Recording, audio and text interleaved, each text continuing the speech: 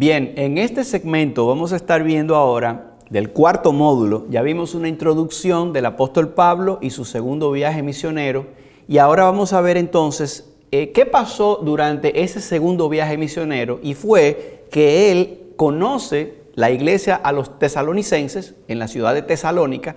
Y él allí entonces, en algún momento cuando estaba en Corinto, tuvo la oportunidad, fruto del reporte que vienen los hermanos y le dicen de cómo estaba la vida de los tesalonicenses, él decide escribir estas cartas. Primero escribe una carta que produce algunas preguntas y entonces tiene que dar un seguimiento y enviar una segunda carta a los tesalonicenses. Entonces recuerden que lo estamos viendo en orden cronológico, así que por eso entendemos que Tesalonicenses, si no fue la primera, fue por lo menos una de las primeras cartas que Pablo escribió.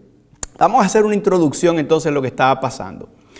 Había pasado muy poco tiempo desde que Pablo salió de Tesalónica durante su segundo viaje. Recuérdense que él llega a Tesalónica, pasa por Berea, llega hasta Atenas y ahora Pablo estaba en Corinto. El reporte entonces que le llevó Timoteo, porque Timoteo se quedó allí, el problema era con Pablo, que era que estaba hablando y predicando y querían matarlo, querían apresarlo. Por eso él tuvo que salir huyendo y llegó hasta Atenas. Pero mientras tanto, Timoteo se quedó con ellos allí, con los hermanos. Y cuando Timoteo se reúne con Pablo, ya en Corinto, Timoteo le da un reporte positivo de cómo estos hermanos habían sido fortalecidos en medio de la persecución y en medio de todos estos retos, siendo nuevos creyentes los tesalonicenses. Y Pablo estaba entonces preocupado por tres aspectos. Por un lado, Pablo sabía que había dejado muy pronto a esta nueva iglesia de manera muy providencial. Vamos a ver eso aquí en Hechos capítulo 17. Si ustedes van por un momentito a Hechos en el capítulo 17, vemos el contexto histórico de lo que pasó cuando ellos fueron a Tesalónica. Hechos 17, 1 al 15, dice 17:1. Pasando por Anfípolis y Apolonia, llegaron a Tesalónica, donde había una sinagoga de los judíos. Y Pablo, como acostumbraba, fue a ellos y por 3 días de reposo, o sea, 3 sábados, discutió con ellos, declarando y exponiendo por medio de las escrituras del Antiguo Testamento que era necesario que el Cristo padeciese y resucitase de los muertos y que Jesús, a quien yo os anuncio, decía él, es el Cristo. Y algunos de ellos creyeron y se juntaron con Pablo y con Silas, y de los griegos piadosos, gran número, y mujeres nobles, no pocas. Entonces los judíos que no creían, los judíos que no habían entendido el mensaje, teniendo celos, tomaron consigo algunos ociosos, hombres malos, y juntaron una turba, alborotaron la ciudad y asaltaron la casa de Jasón, procuraban sacarlos al pueblo. Pero no hallándolos, trajeron a Jasón y algunos hermanos ante las autoridades de la ciudad, gritando. Y este es un dicho, esto que estaban gritando es un dicho famosísimo en todo el pueblo evangélico, que dice: estos que trastornan al mundo entero también han venido acá. Y es un dicho famoso porque a los cristianos orgullosamente quieren ser reconocidos como los hombres que trastornan el mundo entero. En inglés la frase es como ponerlo boca abajo. Esto que ponen el mundo upside down. Así que dice: a los cuales Jasón ha recibido, y todos estos contravienen los decretos de César, diciendo que hay otro rey, Jesús. Fíjense, estaban politizando el asunto, diciendo, esta gente está predicando que el verdadero rey es Jesús y no César. O sea que están en contra de las autoridades. Y alborotaron al pueblo y a las autoridades de la ciudad oyendo estas cosas. Pero obtenida fianza, tuvieron que pagar una fianza de Jasón y de los demás, los soltaron. Inmediatamente los hermanos enviaron de noche a Pablo y a Silas hasta Berea. Y ellos, habiendo llegado, entraron a la sinagoga de los judíos en Berea, y estos eran más nobles que los que estaban en Tesalónica, pues recibieron la palabra con toda solicitud escudriñando cada día las Escrituras para ver si estas cosas eran así. Así que creyeron muchos de ellos, y mujeres griegas de distinción, y no pocos hombres. Cuando los judíos de Tesalónica supieron que también en Berea era anunciada la palabra de Dios por Pablo, fueron allá y también alborotaron las multitudes, pero inmediatamente los hermanos enviaron a Pablo que fuese hacia el mar, y Silas y Timoteo se quedaron allí. Y los que se habían encargado de conducir a Pablo le llevaron a Atenas, habiendo recibido orden para Silas y Timoteo de que viniesen a él lo más pronto que pudiesen, y salieron. Entonces, el tema ahí que está diciendo es que Pablo tiene que irse tan aprisa que él se queda preocupado de que esta nueva iglesia no tenía una instrucción sólida. Por otro lado, esta iglesia, al ser nueva, eran nuevos creyentes y estaban en persecución porque no eran bien vistos por las autoridades. Y entonces ellos necesitaban una instrucción de cómo debe conducirse la iglesia, instrucción eclesiológica, y cuál es la esperanza que nosotros tenemos de que Jesús dijo que volvería a instaurar su reino, que Él volvería a la tierra en una segunda venida. Eso es escatología. O sea que vamos a ver eso, que los tesalonicenses o estas cartas hablan de estas cosas. Por un lado se llaman las epístolas escatológicas. Ambas cartas son conocidas así y debemos reconocer que tratan bastante ese tema de el orden de la iglesia, eclesiología, ya que se tratan de iglesias que eran nuevas, pero habían hablado con ellos antes aparentemente de este tema de escatología, pero ellos tenían inquietudes. ¿Qué de los muertos en Cristo cuando Jesús vuelva? ¿Cuándo y qué eventos sucederán para la segunda venida? Pero también, como les decía, es una carta de eclesiología, porque era una iglesia joven que requería instrucción básica en cuanto al orden de la iglesia. Fíjense lo que estaba pasando.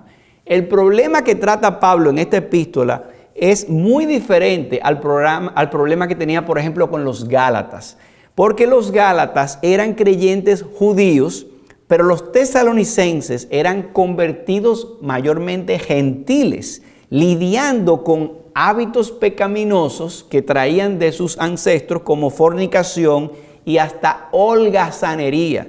Fíjense que decimos esto de la holgazanería porque llegaron al punto de decir algunos tesalonicenses que si el Señor viene, entonces ¿para qué yo voy a trabajar? Si ya el Señor viene y este mundo se va a acabar. Entonces vamos a dedicarnos a predicar y no tenemos que trabajar.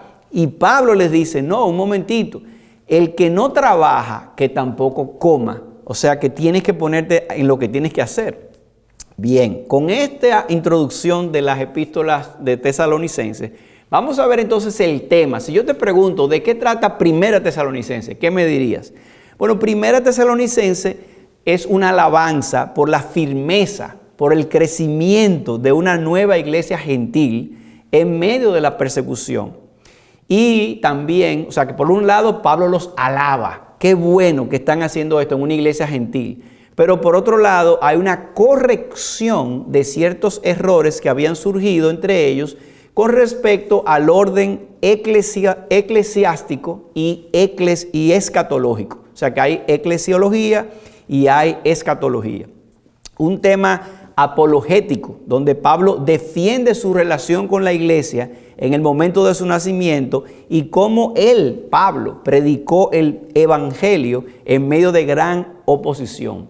Aparentemente, Pablo había sido difamado como si fuera un engañador que predicaba por ganancia deshonesta. O sea, miren, Pablo vino a predicar, lo que quería era dinero y ya se fue. Pero vamos a ver cómo él se defiende.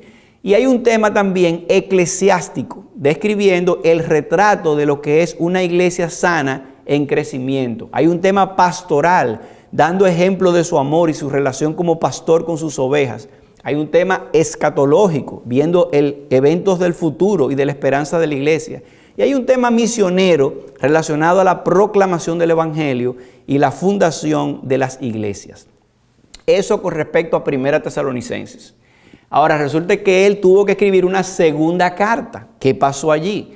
Bueno, él allí dio acciones de gracia por Pablo, acciones de gracia que dio Pablo, por el crecimiento en amor, por la fe, por la paciencia de los tesalonicenses y también algunas aclaraciones adicionales respecto a las doctrinas de la segunda venida del Señor, explicando los acontecimientos alrededor de este evento, advirtiendo también contra un andar desordenado y la consecuente disciplina en la iglesia.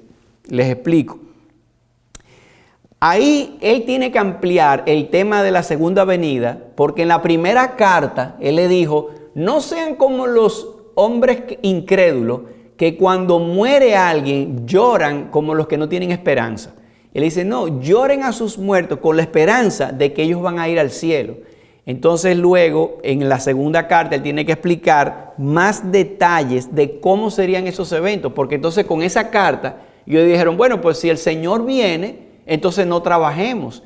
Entonces ahí él dice, no, es que oye, el Señor no va a venir hasta que no se manifieste una serie de eventos que tiene que pasar. Y es interesante que le dice, tiene que manifestarse el hijo de pecado, tiene que manifestarse la gran apostasía, tiene que llegar el cumplimiento del tiempo. El Señor puede llegar en cualquier momento, no sabemos cuándo. Esos eventos pueden estar gestándose, probablemente ya está el anticristo entre nosotros.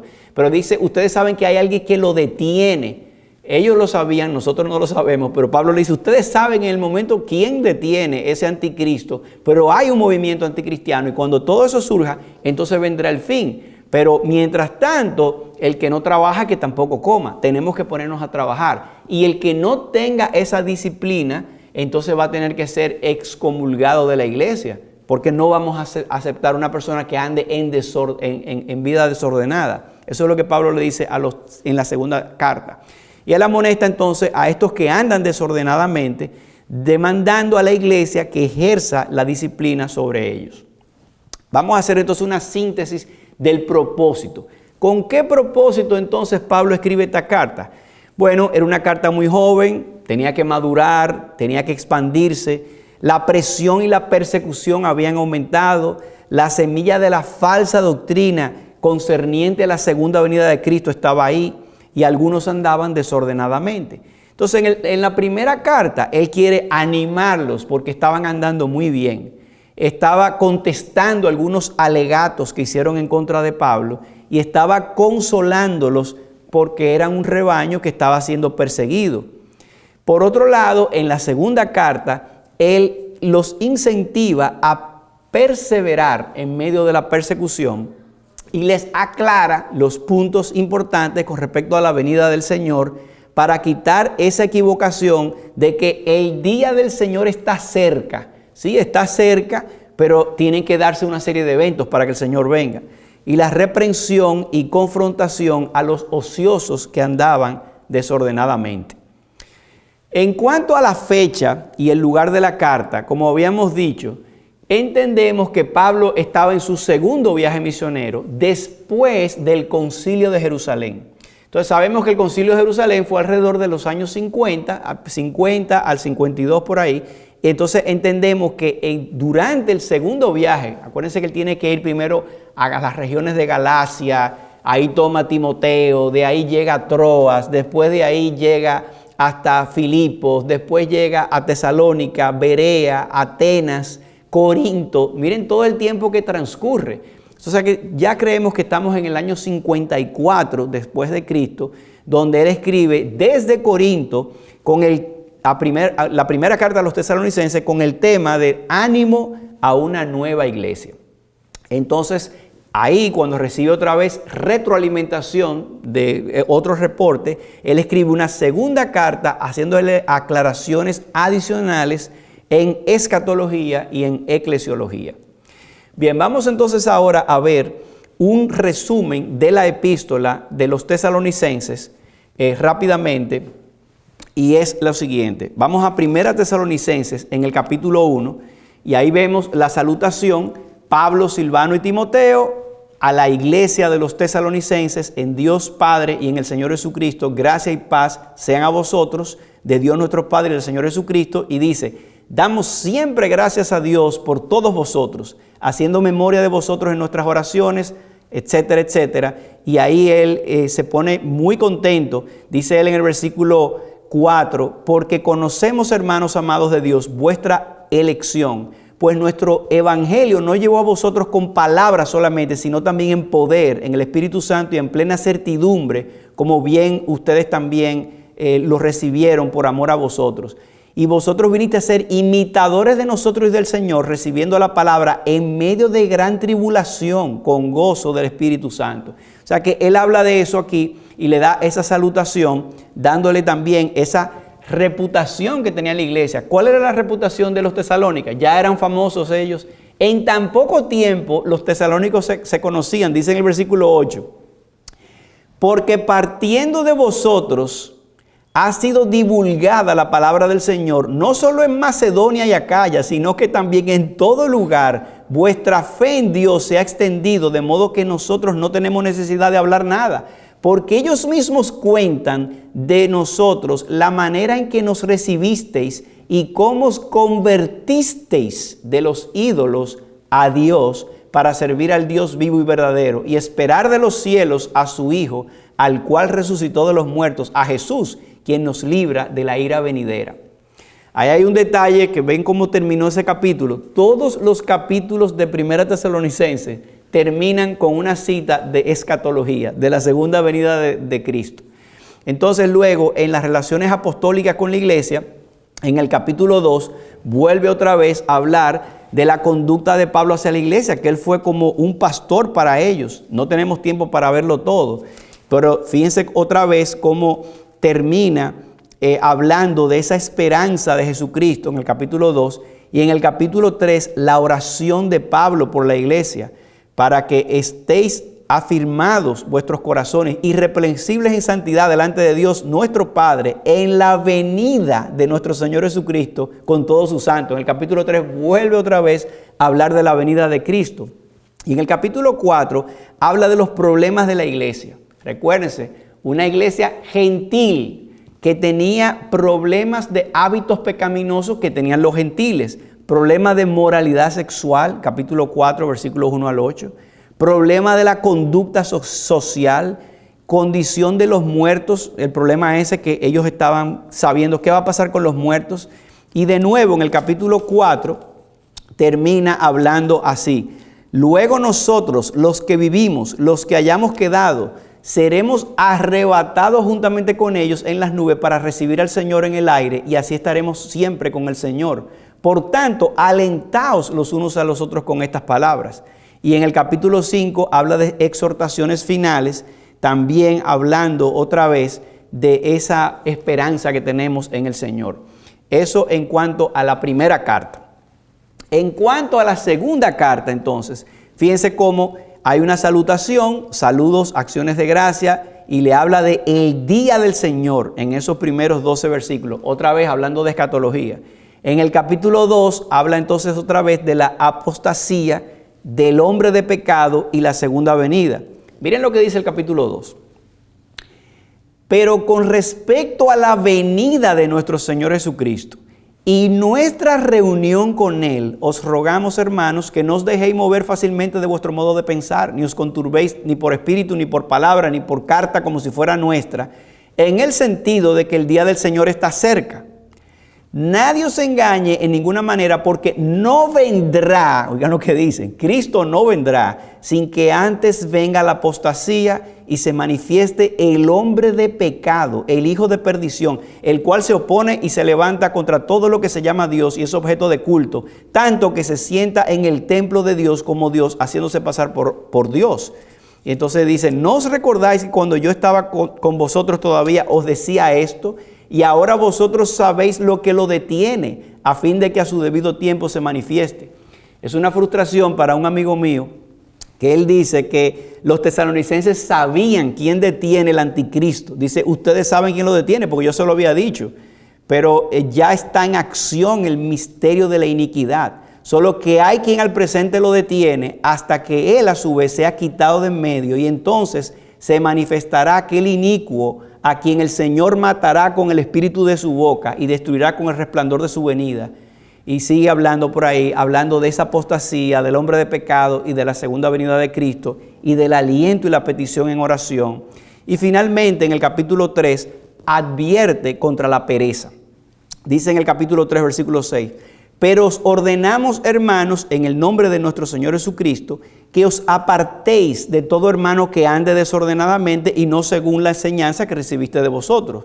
Porque vosotros mismos sabéis de qué manera debéis imitarnos. Pues nosotros no anduvimos desordenadamente entre ustedes, ni comimos de balde el pan de nadie, sino que trabajamos con afán y fatiga día y noche para no ser gravosos a ninguno de vosotros. No porque no tuviésemos derecho, sino por daros nosotros mismos un ejemplo para que nos imitaseis. Porque entonces sigue explicando y al final le dice, el que no trabaja, que tampoco coma. Es decir, yo mismo estuve entre ustedes y yo también estaba trabajando y no era porque no tenía derecho, decía Pablo. Bien, ¿qué peculiaridades vemos en esta carta? Bueno, es la primera carta, la primera Tesalonicense, que es inspirada por Dios, que es de autoría de Pablo. Pablo expresa una idea corta, es interesante. En Primera Tesalonicenses, cuando ustedes lo contrastan con Corintios, es diferente. En Primera de Corintios, él tenía que dar un capítulo entero para hablar de un tema. La resurrección de Cristo, un capítulo entero. Que no se junten con los incrédulos que están, o con los cristianos que se llaman cristianos y están pecando, sino que tienen que disciplinarlo, un capítulo entero. En los dones espirituales, un capítulo entero. En Tesalónica es una oración. Orad sin cesar, pero no habla más nada. Examinarlo todo, retener lo bueno. O sea, son oraciones cortas, porque esta iglesia era una iglesia sana, nueva, que no necesitaba tanta instrucción. Con respecto a segunda carta, al igual que la primera, abunda en material escatológica, profundiza en el tema de los eventos relacionados a la segunda venida y habla de la disciplina en la iglesia. Y las ideas que se destacan en ambas cartas es, ya lo habíamos dicho, la escatología y la escatología y la eclesiología. Bien, en cuanto a eso, es otra de las peculiaridades. En la escatología vemos el tiempo del regreso de Cristo, el misterio de la iniquidad, la gran apostasía que detiene o impide que se manifieste ya toda maldad. No lo dice, sino que ellos lo sabían. El hombre de pecado o el anticristo, el arrebatamiento de la iglesia, la manifestación de la venida de Cristo y la escatología del inconverso. ¿Qué va a pasar con los que no creen? Y la eclesiología habla de que debemos sujetarnos a nuestros líderes, habla de la exhortación y la mutua edificación, habla entonces también de la disciplina en la iglesia. Bien, con esto vamos a hacer una parada aquí, una pausa, para entonces luego de esto vamos a continuar con la epístola a los Gálatas. Pero mientras tanto, esto ha sido un resumen general de lo que son las epístolas a los tesalonicenses. Nos vemos en el próximo segmento.